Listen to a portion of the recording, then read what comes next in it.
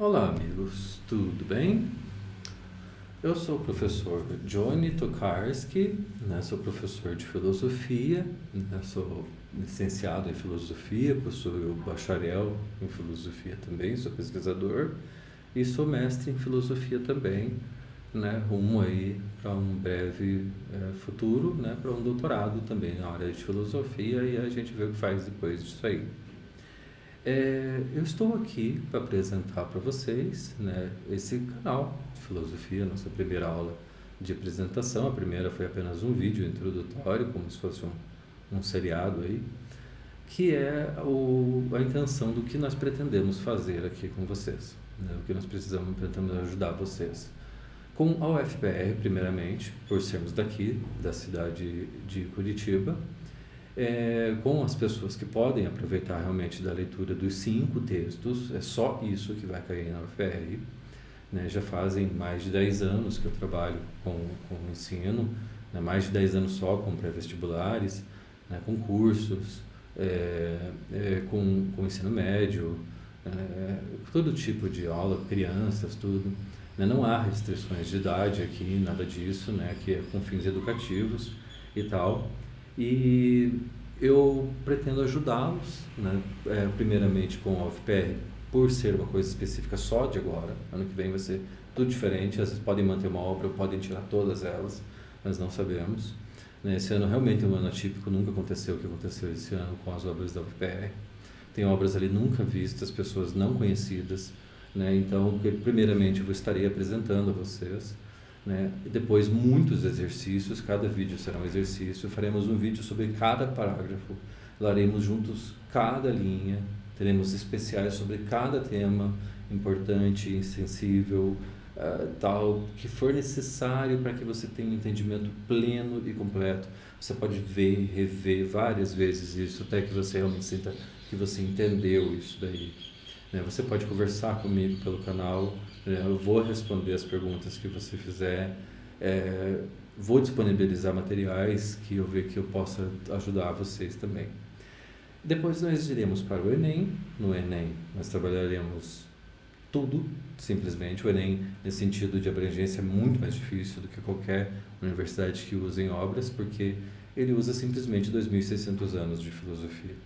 A possibilidade de cair aí mais de 150 filósofos.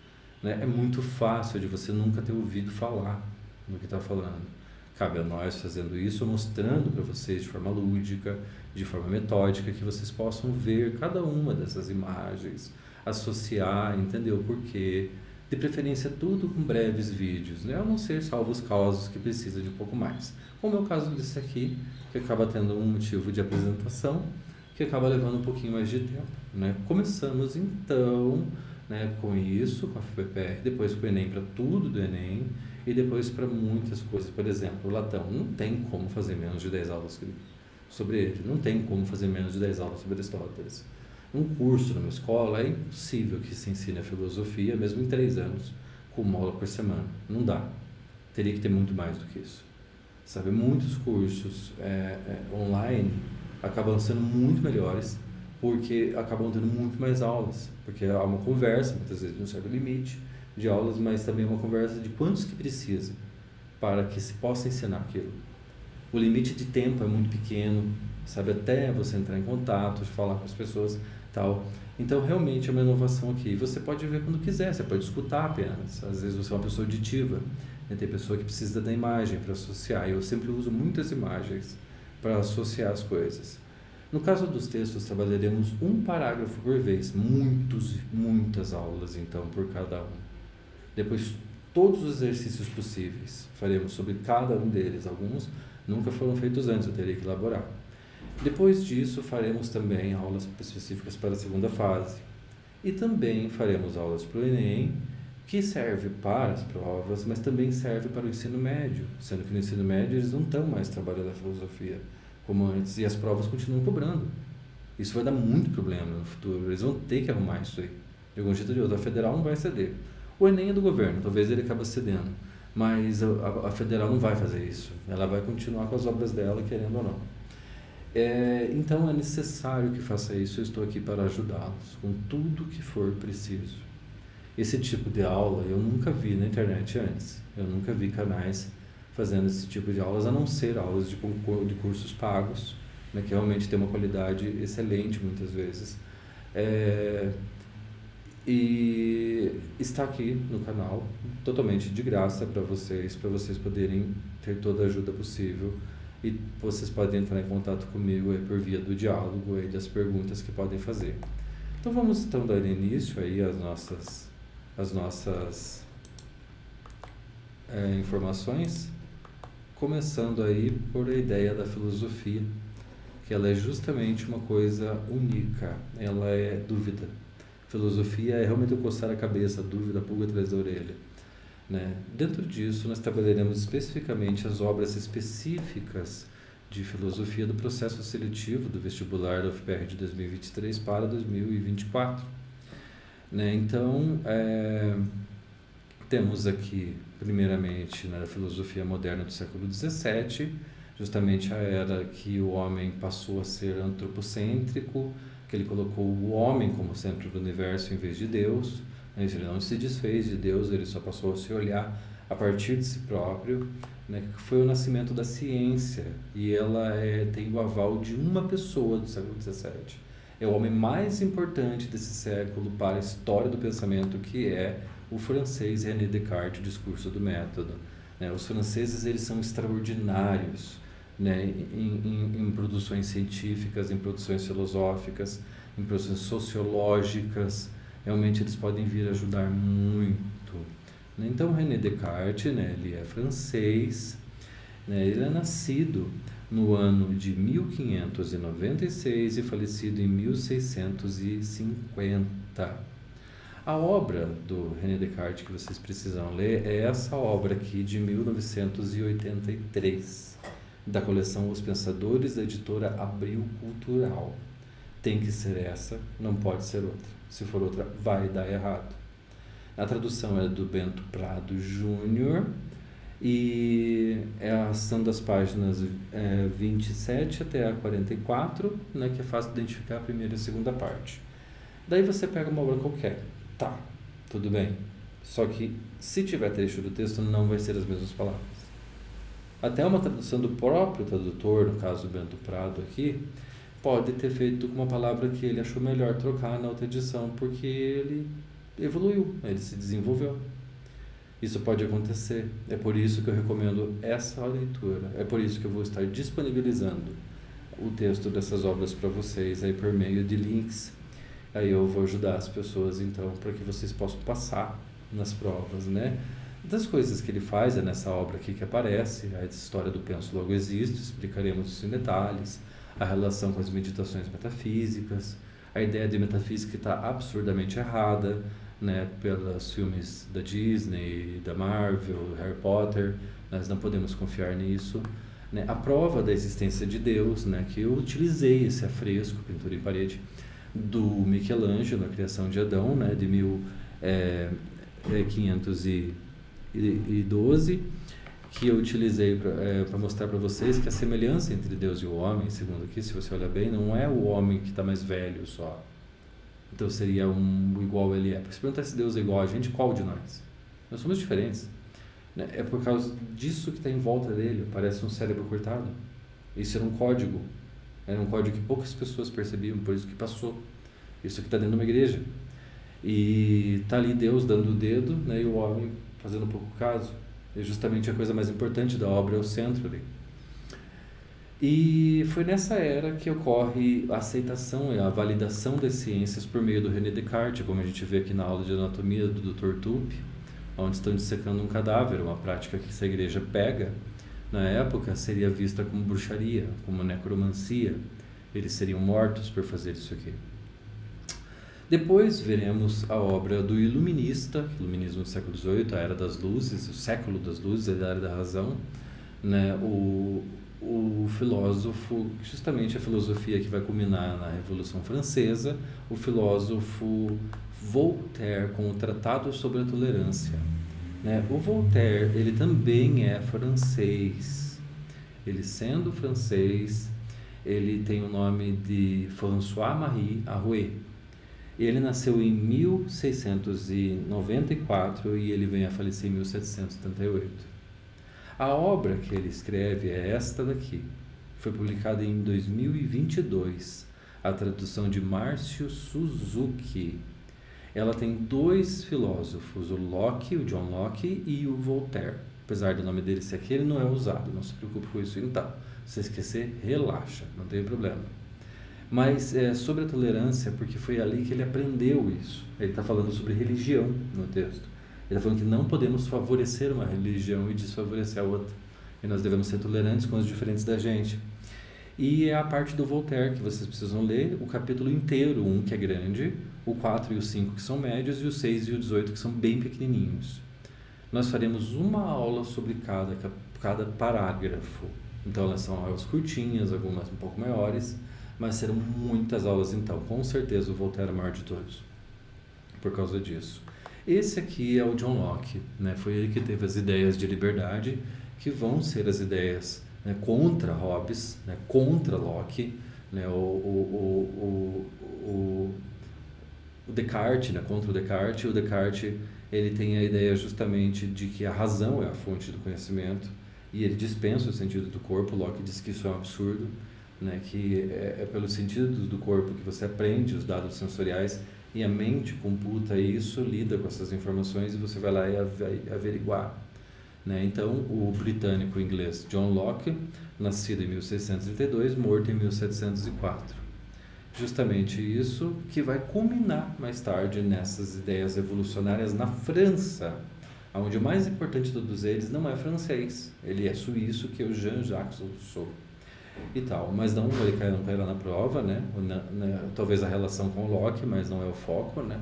É justamente o Voltaire mesmo, mas isso vai culminar nas evoluções, as últimas evoluções modernas, como essa aqui, a Revolução Americana, a travessia do rio Delaware por George Washington, aqui no rio totalmente congelado. Ele conseguiu passar um rio que os ingleses não esperavam, por isso que foi dos momentos que deu vantagem aos pequenas milícias americanas, das colônias americanas, a lutar contra o maior império do mundo, né?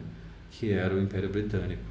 Isso foi em 1776, em 4 de julho. É por isso que essa comemoração é tão grande lá nos Estados Unidos. Não existe nada igual isso aqui no Brasil. 13 anos depois, na França, ocorre a tomada da Bastilha através da Revolução Francesa, né, que é justamente representada aqui pela deusa Colúmbia. Né? Colúmbia é a Estátua da Liberdade, é ela. Né? E também é a mulher do dinheiro, né? Não é um homem barbeado, é uma mulher que está lá, é ela, a Colúmbia. Né? Uma deusa pagã, curioso, lá de Deus seja louvado. Né? Depois disso, iremos para a filosofia contemporânea do século XIX até o século XXI, que começa lá com o marco da Revolução Industrial, lá no século XVIII, 1750, e se espalha no século XIX, pela Europa, Estados Unidos e tal. E a gente não vai estudar o século XIX para federal, nem sim, federal não, que é a filosofia do século XX, que é a era justamente das grandes inovações tecnológicas, tanto quanto artefatos que podem acabar com a vida na Terra, como é o caso dessa bomba aqui, né, a bomba nuclear. Né? Falando então do pensador aí, do professor de estética, de arte, Thierry de Duve, uma filosofia da estética, então, a arte diante do mal radical. Sendo Thierry de Duve um filósofo belga, né, nascido em 1944. A obra dele é justamente essa aqui, a RS São Paulo, volume 7, número 18, das páginas 64 até 87, 2009. Né? Então, a arte diante do mal radical é a tradução da Juliana Moreira. Essa aqui está o link para disponibilizar lá no edital da Federal, lá, mas eu deixarei aqui para vocês conseguirem pegar por aqui também para ajudar. O Thierry de Duve lança um jeito diferente de trabalhar. Ele usa fotografias, e ele usa fotografias de prisioneiros de guerra, como essa daqui, para que você mesmo possa avaliar. Não deixa que a foto fale, a imagem fale por si mesmo. E aí ele discursa sobre ela e tal, e ele mostra pessoas como se fosse uma normalização do sofrimento, como se fosse normal, a normalização da morte, sabe? Como crianças, por exemplo, ele vai utilizar também. Então é isso que o professor Thierry de Duve vem trabalhando na arte diante do mal radical, então. Logo em seguida também da filosofia contemporânea do século XIX e século XXI, começa lá na Revolução Industrial, no século XX, as eras tecnológicas que vivemos, temos a filósofa norte-americana Nancy Fraser, da redistribuição ao reconhecimento, dilemas da justiça numa era pós-socialista, uma coisa um pouco surpreendente aqui, porque ela sendo norte-americana, é muito incomum, não se ouve falar, mas tem, ela é socialista, né? Então, a Nancy Fraser, nascida em 1947, mesmo sendo americana, ela é socialista e esse texto foi retirado desta obra, Cadernos de Campo, aqui, ó. O volume 15, o número 1415, as páginas 231 até 239, né, publicados no ano de 2006. Da redistribuição ao reconhecimento, dilemas da justiça numa era pós-socialista. A Nancy Fraser, ela é feminista. Ela lança a mão da defesa da mulher. E ela faz isso o tempo todo, como fez o ano passado, para quem já viu aulas. Ano passado, para quem leu, a Djamila Ribeiro, brasileira, né? E, no caso, a Nancy Fraser está falando disso agora. E a Nancy Fraser também, ela é socialista. Gostando ou não, é o que ela é. Ela é socialista. E ela está trabalhando justamente a visão esse mundo pós-queda da União Soviética, pós-queda do mundo de Berlim lá e tal. E essa, então, seria a nossa filósofa americana Nancy Fraser.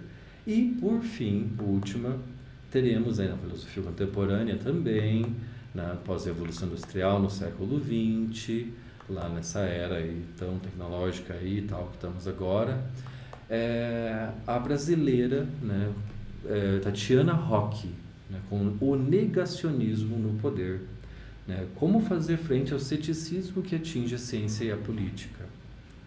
Né, ela é brasileira e ela nasceu em 1970, né, ela está nativa.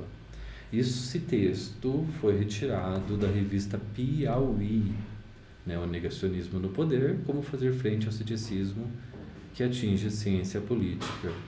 Né, isso foi na revista Piauí número 161, em fevereiro de 2020. Notem que em fevereiro, foi em março que houve o lockdown. A pandemia já estava rolando, ela está falando disso. Gostando ou não, né? Não é meu trabalho fazer apologia à esquerda ou à direita. Também não é meu trabalho ir contra ninguém, não é isso, pelo contrário, eu respeito as diferenças ideológicas. Porém, a Tatiana Rocchi, ela é da esquerda, ela trabalha à esquerda, gostando ou não, e a federal irá cobrar isso. Ela pertenceu ao partido do PSOL, ela fez parte sim do PSOL, e a Tatiana Rocchi concorreu às eleições agora, essa que teve no ano passado, pelo PCdoB, que se aliou ao PT. Muitos não vão gostar disso, eu entendo, só que a questão não é essa, amigos. A questão é que isso irá cair na prova. Eu me comprometo com vocês a nenhum momento trabalhar o viés ideológico, a não ser quando necessário para discernimento, mas nunca puxando para um lado ou atacando o outro, não. Eu quero ajudá-los para que vocês consigam o seu 1 ponto por filósofo na vaga para o vestibular. Então, estamos aqui com as nossas filosofias. Eu espero tê-los ajudado, amigos, e eu gostaria de fazer um pedido, né, para quem quiser, né, que se inscreva no nosso canal. Né, também pode acionar as notificações ali para ajudar quando tiver postagem de vídeos. A nossa intenção, nosso planejamento é de postar de 5 a 10 vídeos por semana, para que haja tempo hábil o suficiente para que você consiga treinar para as provas da Federal e para o Enem também. Né? E não pararemos por aí, porque os assuntos da filosofia são praticamente infinitos. Então, amigos, era isso que eu tinha para vocês. Esse primeiro vídeo é longo, porém os outros eles serão um pouco mais breves. Então, estou aqui, agora me despeço de vocês e até o nosso próximo encontro. Tchau, amigos. Fiquem bem.